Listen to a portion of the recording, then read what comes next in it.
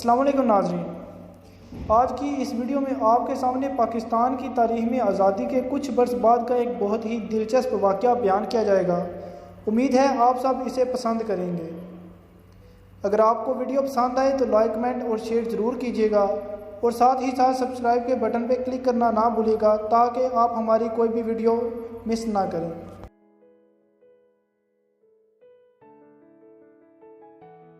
ان دنوں نواب آف کالا باغ امیر محمد خان پورے مغربی پاکستان کے گورنر تھے۔ بعض سرکاری معاملات پر بات چیت کے لیے بھارت جانا ہوا۔ دلی میں جب بھارت کی صف اول کی قیادت سے ملاقات ہوئی تو نہرو سمیت تمام بڑے رہنماؤں نے جان بوجھ کر بھارت کی زرعی اور صنعتی ترقی کا تذکرہ چھیڑ دیا، جسے سن کر نواب صاحب کو کمتری کا احساس سا ہوا۔ چنانچہ دورے کے اختتام پر انہوں نے میزبانوں سے مشرقی پنجاب کے ذاتی دورے کی اجازت مانگی، جس پر ظاہر ہے بھارت کو کیا اعتراض ہو سکتا تھا۔ یوں نواب صاحب آف کالا باغ اپنے چند ساتھیوں کے ساتھ گاڑیوں پر مشرقی پنجاب کی ہریالی میں اتر گئے، اور یہ دیکھ کر واقعی ہی حیران رہ گئے کہ جو زمینیں قیام پاکستان سے قبل صرف جھاڑیاں، کانٹے اور سیم پیدا کرتی تھی، ان پر صحت مند، قد آور اور ہری بھری فصلیں کھڑی تھیں۔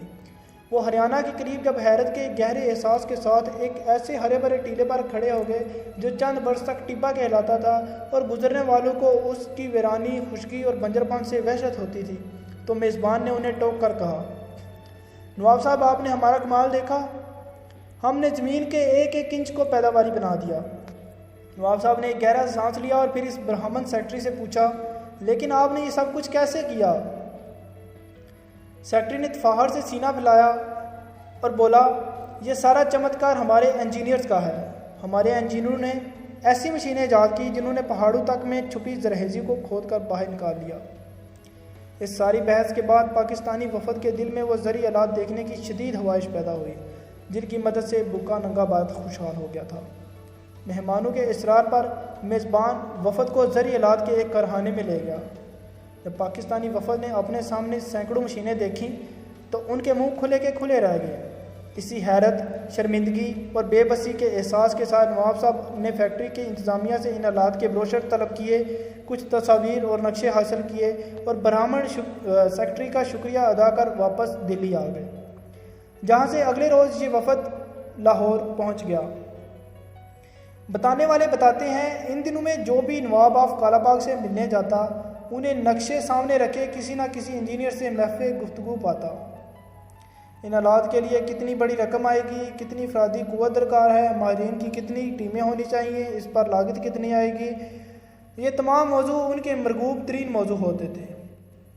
یہ سلسلہ 1 ماہ تک جاری ہوا، جس میں طویل اور تھکا دینے والی ملاقاتوں، بحثوں اور تخمینوں کے بعد نواب صاحب اس نتیجے پر پہنچے کہ یہ منصوبہ تقریباً ناممکن۔ قصہ مؤثر، نواب صاحب بری طرح مایوس ہو چکے تھے، لہٰذا انہوں نے پاکستان کے کاشتکاروں کو بیلوں اور روایتی ہلوں کے رحم و کرم پر چھوڑنے کا فیصلہ کر لیا۔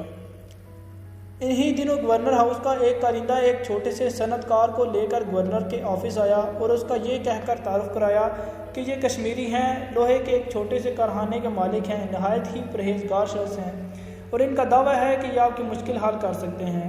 نواب آف کالا باغ نے پچھلی عمر کو دستک دیتے اس سرخ سفید رنگت کے کمزور سے شخص کو دیکھا تو انہیں کوئی خاص انسپائریشن نہ ہوئی، لہٰذا انہوں نے عادتاً مونچھیں مٹھیوں میں جکڑی اور انہیں بال دے کر بولے، میاں صاحب یہ ناممکن ہے، پاکستان کے تمام بڑے انجینئرز معذرت کر چکے ہیں اور یہ آپ کے پاس کی بات نہیں۔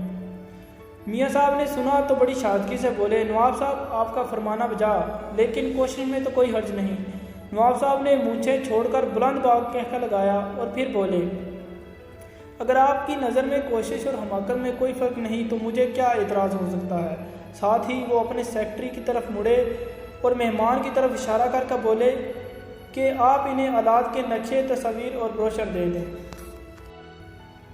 بتانے والے بتاتے ہیں کہ چند ماہ بعد جب کشمیری صنعت کار کو متعارف کرانے والے سرکاری اہلکار نے نواب صاحب کو زرعی آلات تیار ہونے کا مجدہ سنایا تو انہوں نے حیرت سے کہا، یہ کیسے ہو سکتا ہے؟ اہلکار نے سینے پر ہاتھ رکھ کر کہا، لیکن حضور یہ ہو چکا ہے۔ گورنر نے معمول کی ساری مصروفیات منسوخ کر کے آلات دیکھنے کی خواہش ظاہر کی۔ بتانے والے بتاتے ہیں، جب نواب آف کالا باغ پورے ریاستی کر و فر کے ساتھ لاہور کے مضافات میں قائم اس فاؤنڈری میں داخل ہوئے تو معمولی مشینری، چند مزدور اور ادھوری عمارت دیکھ کر ان کے چہرے پر طنزیہ مسکراہٹ آ گئی۔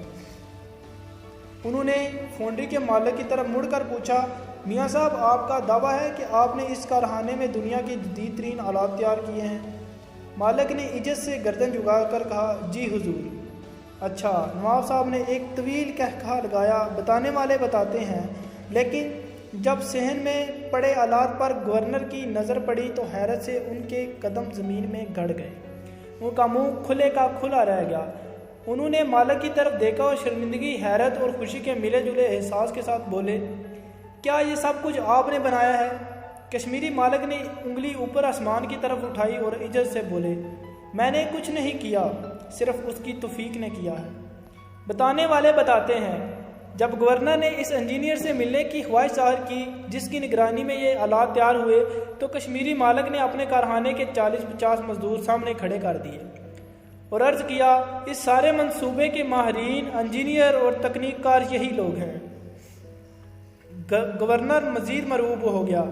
رستی سے ذرا دیر پہلے نواب صاحب کشمیری کو مالک کو ایک طرف لے گئے، اس سے سرگوشی میں کہا، میں حیران ہوں، آپ نہ تو زیادہ پڑھے لکھے ہیں، نہ ہی بڑے کارخانے کے مالک ہیں، انجینئر آپ کے پاس نہیں، پیسہ بھی نہیں، پھر آپ نے آلات آدھی قیمت سے بھی کم لاگت میں کیسے بنا لیے، جنہیں اس ملک کے بڑے بڑے انجینئر ہاتھ لگانے کے لیے تیار نہیں تھے؟ میاں صاحب نے دوبارہ عزت سے سر جھکایا اور آہستہ سے بولے، نیک نیستی سے بڑی کوئی طاقت نہیں۔